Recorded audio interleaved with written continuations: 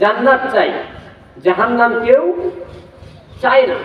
তো আল্লাহ তাআলা বনি আদমকে শখ করে মহব্বত করে ভালোবাসতেন জান্নাত দেওয়ার জন্য।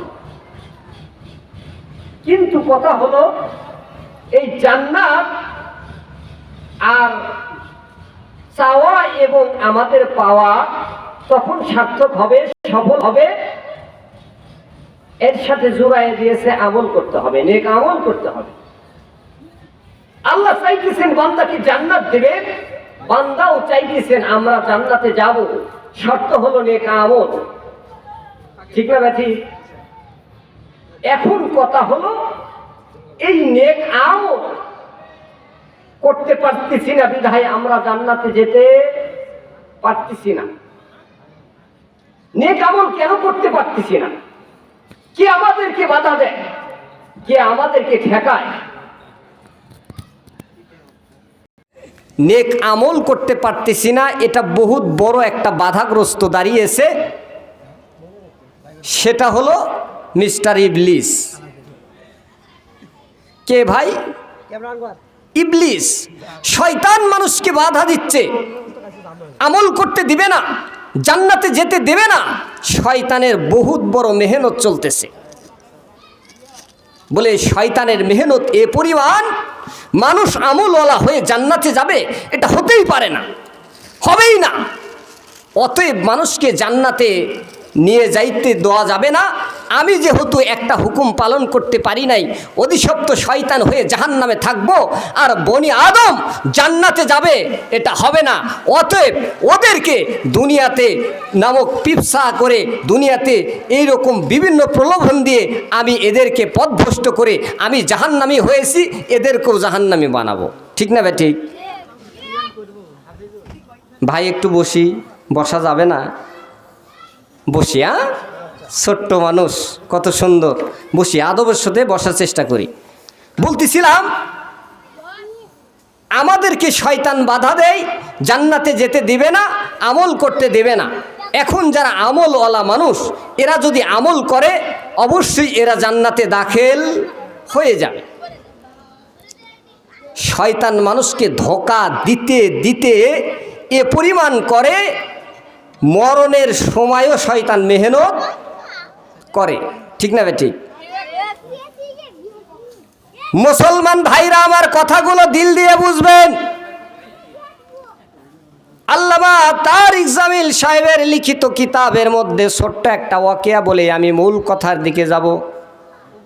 শয়তান মানুষকে আমল করতে দিবে না। শয়তান এ পরিমাণ মানুষকে মেহনত করতেছে, মানুষকে জাহান্নামে দেওয়ার জন্য শয়তান বারবার চেষ্টা করতেছে। আমরা বারবার এই শয়তানের ফাঁদে পড়ে আমরা জাহান্নামের দিকে যাইতেছি।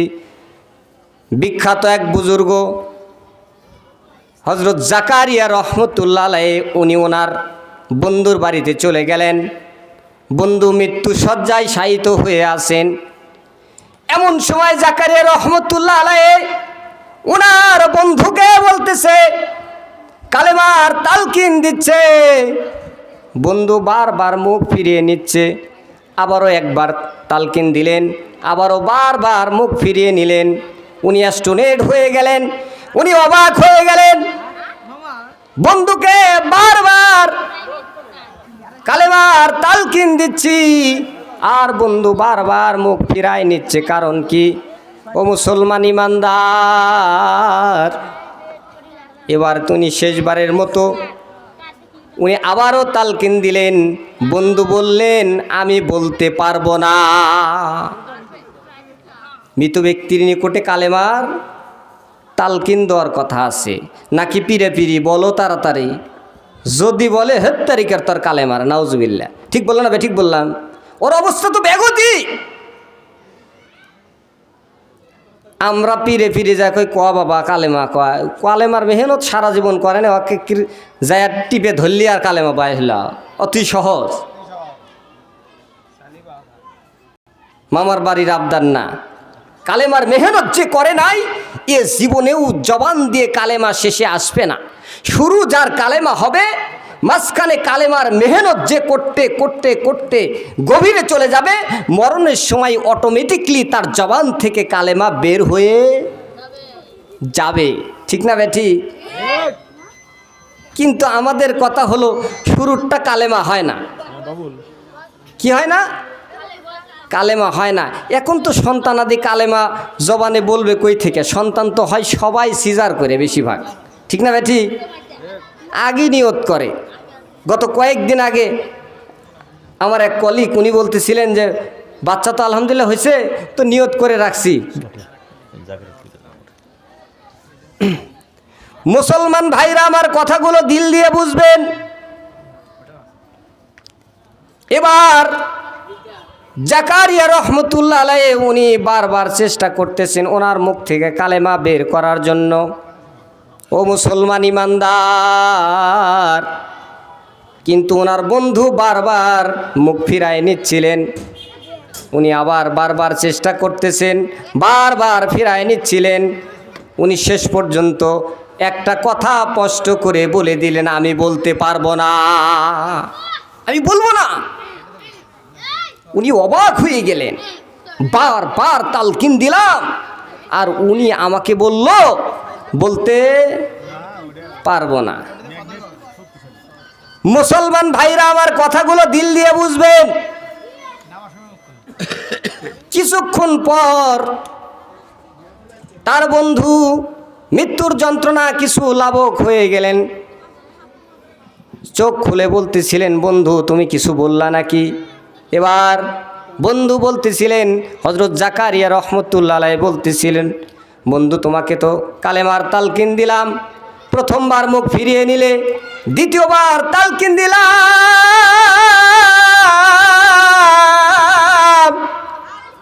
তাও তুমি মুখ ফিরিয়ে নিলে, তৃতীয়বার স্পষ্ট আকারে বলে দিলে আমি বলতে পারবো না। এর অর্থ কি? এবার বন্ধু বলতেছিলেন, ও বন্ধু তোমার কথার জবাব আমি দেই নাই, আমি জবাব দিয়েছি এক শয়তানের। বলে কেমনে জবাব দিলা? প্রথমবার যখন কালেমার তালকিন দিয়েছিলে, শয়তান আমার কাছে এসে বলতেছিল আমি যা বলবো তুই তাই বল। শয়তানের হাতে ছিল এক পেয়ালা পানির মশক নিয়ে উনি আমার কাছে হাজির হয়ে গেছে। মুসলমান ভাইরা আমার কথাগুলো দিল দিয়ে বুঝবেন। এবার বন্ধু বলতেছিলেন, মুখ আমি ফিরিয়ে নিলাম। দ্বিতীয়বার আবারও বললেন, শয়তান বললেন আমি যা বলি তুমিও তাই বলো। দ্বিতীয়বার আমিও মুখ ফিরায় নিলাম। ও মুসলমান, এবার তৃতীয়বার শয়তান বলতেছিলেন, আমার কাছে পানি আছে, যদি তুই ঈমান হারা হয়ে যাস, আমার কথা স্বীকার করোস, তাহলে এই পানির বোতল আমি তোকে মশকটা দিয়ে দিব, পান করবি, জীবনেও কোনো দিন পিপাসা লাগবে না, লাগবেই না। শয়তানের পানি পান করলে আরাম পাওয়া যাবে না, খারাপ লাগবে। এটাই তো মুসলমান ধরছে। আজকে ম্যাক্সিমাম মুসলমান দাঁড়িয়ে প্রসাব করে। আফসোস, পরিতাপের বিষয়, ওয়াজ মাহফিল বহু হচ্ছে, এটা শুনতে শুনতে একঘেয়েমি হয়ে গেছে। অথচ ওই প্যান্টটা খালি সামনের দিকে হোস পাইপটা দিয়ে একবারে শেষ করে দিচ্ছে। ঠিক বললাম না? ঠিক বললাম? গত কয়েকদিন আগে এক যুবক দেখলাম দাঁড়িয়ে প্রসাব করতেছে। আমি বললাম যে ভাই, দাঁড়িয়ে প্রসাব না করে একটু বসে করলে ভালো হয় না? কয় হুজুর মানুষ বোঝেন না তো, পেটর করেন না, এই হোস পাইপ করলে ঘুরে দেবো। দেখছেন নি তামসা? আজ যুবকদের নীতি নৈতিকতা, শুধু যুবক না প্রত্যেকটা মানুষ নীতি নৈতিকতা কমন সেন্স হারিয়ে ফেলছে। ঠিক বললো না? ঠিক বললাম? এই জন্য কয়েকটা যুবক আছে, নিয়ত আছে বসে প্রসাব না খাড়া থেকে পারা যাবে তো ইনশা, নিয়ত আছে না বাবা? নিয়ত হওয়া দরকার। আজকের প্রজন্ম তোমরা ভবিষ্যতে তোমাদের কর্ণধর। ঠিক না বে ঠিক? বাপদাদা যা করেছে আমরা তা করতে চাই না। কোরআন হাদিসে যা আছে আমরা তাই করব। আল্লাহ তাআলা যুবকদেরকে বসে প্রসাব করার তৌফিক দান করেন, ঠিক না ভাই? ঠিক। বসে প্রসাব করলে কিন্তু আমাদের প্যান্টটা একটু ঢিলা হতে হবে, ঠিক না ভাই? ঠিক। টাইট ফিটিং বানানো যাবে না। আজকে মানুষদের নাস্তিকরা প্ল্যান করে মুসলমানদের ঈমানকে, আমলকে বিচ্যুতি করার জন্য। এমন কোনো পরিকল্পনা নাই যেটা নাস্তিকরা করে নাই, ঠিক না ভাই? ঠিক। আজকে নাস্তিকদের কালচার ভিতরে ঢুকতে ঢুকতে এ পরিমাণ ঢুকে গেছে, আজকে মুসলমানের সন্তান মুসলিম পরিবারে জন্ম হয়েছে, বোঝা যায় না মুসলিম না হিন্দু পরিবারের সন্তান, ঠিক না ভাই? ঠিক। মুসলমান হতে হবে মুসলমানদের মতো, ঠিক না ভাই? ঠিক। মুসলমান একটা আওয়াজ দিবে গর্জিয়াস, মুসলমান একজন ইমানদার, নাস্তিক হাজারো দাঁড়িয়ে যাবে, বেঈমান কাফেরকে পরাস্ত করে মুসলমানরা বিজয় দান করবে, ঠিক না ভাই? ঠিক। কিন্তু মুসলমান জাতের হওয়া লাগবে, ঠিক না বাবা? জাতের হওয়া দরকার না, না অজাতের হওয়া দরকার? মুসলমান ভাইরা আমার কথাগুলো দিল দিয়ে বুঝবেন। এবার বন্ধু বলতেছিলেন, ও বন্ধু আমি স্পষ্ট আকারে বললাম, আমি কিন্তু তোমার কথার জবাব দেই নেই। প্রথমে যখন আমাকে বলেছিলেন, শয়তান যখন আমাকে প্রথম বলেছিলেন পানি দেব, আমার যা বলবো তুই তাই বল, আমি মুখ ফিরিয়ে নিয়েছি। দ্বিতীয়বারও এই করেছি। তৃতীয়বার স্পষ্ট আকারে আমি বলে দিয়েছি, আমি তোর কথা বলতে পারবো না।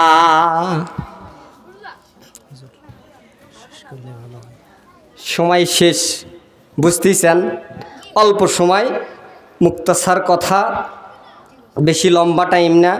বেশি আলোচনা শুনে আমল যদি না হয়, বেশি আলোচনার দ্বারা ফায়দাও হয় না, আর শুনেও কোনো লাভ হয় না, ঠিক না ভাই? ঠিক। লম্বা টাইম ওয়াজ করা এটা কিন্তু একটা ব্যাধি হয়ে দাঁড়িয়েছে, ঠিক না ভাই? ঠিক।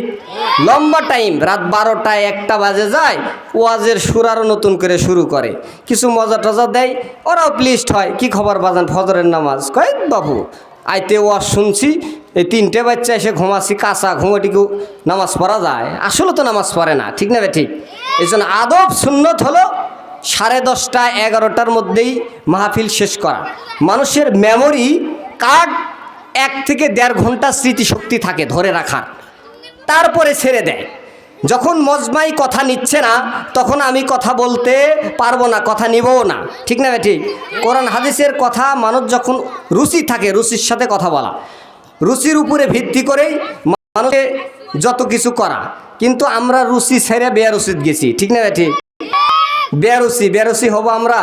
হব না। রুচির সাথে শুনবো, আমল করার নিয়তে শুনবো তো ইনশাআল্লাহ, শেষ পর্যন্ত শুনবো তো ইনশাআল্লাহ। যে কথাগুলো বললাম, সর্বপ্রথম আমাকে আগে আমল করার তৌফিক দান করেন। কি কন? আমল হওয়া জিন্দেগি বানানো দরকার। যে যত আমল করবে সে তত দিনের বনে যাবে, ঠিক না ভাই? ঠিক। আমি বহুত লেকচার দিলাম, আমি যদি নামাজ রোজা তসবিহ তাহলিল ঠিকমতো আমল না করি, তাহলে এই লেকচার দেওয়া কোনো ফায়দাই হবে না, ঠিক আছে না ভাই? ফায়দা হবে? আমিও বহুত ওয়াজ শুনলাম, কিন্তু কোনো দিন আমলের একটা স্পিড ভিতরে নিয়ে আসলাম না। এই ওয়াজ শোনার দ্বারাও কোনো ফায়দা হবে না।